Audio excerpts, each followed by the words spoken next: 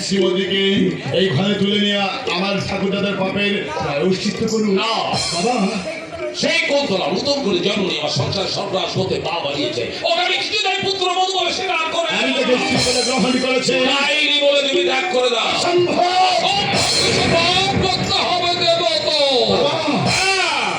লইলে আমি বুঝবো তুমি আমার সন্তান নও। আর আমি তোমার বাবা, তুমি তোমার মায়ের অবৈধ সন্তান।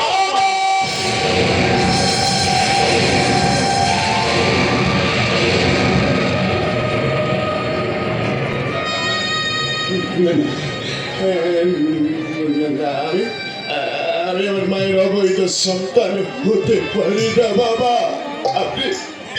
আপনি দয়া করে আপনার কথা ফিরিয়ে নিন।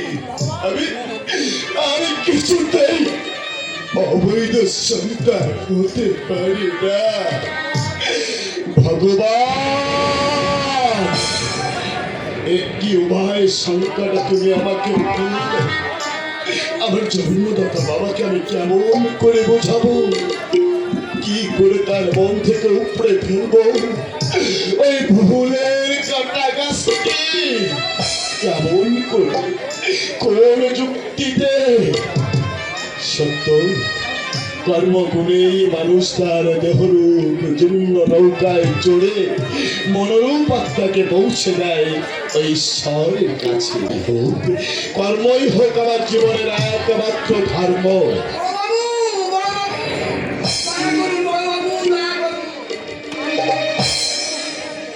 একই বাইরে হচ্ছে কেন পক্ষে?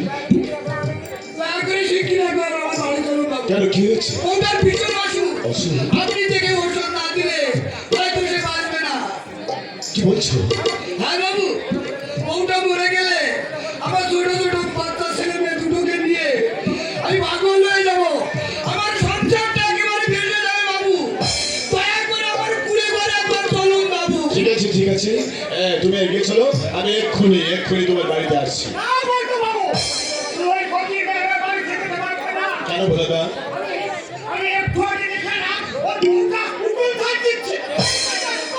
অসুখ বিসুখ কি কাউকে বলে কই আসে বলে না?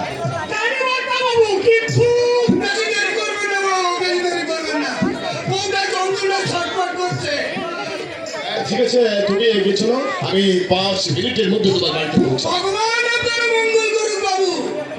আমি আপনাকে পয়সা দিতে পারবো না ঠিকই, কিন্তু বউটা বেঁচে গেলে সারা জীবন আমি আপনার কাছে কিনা চাকর হয়ে থাকবো বড় বাবু, কিনা চাকর হয়ে থাকবো।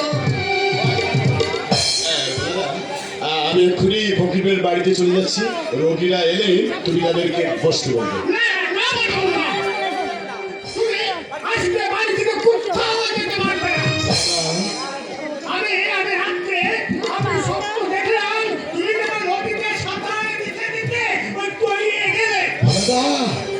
স্বপ্ন দেখে তুমি আমার জন্য এত ভাবছো বলে না? তুমি আমাকে এত ভালোবাসো?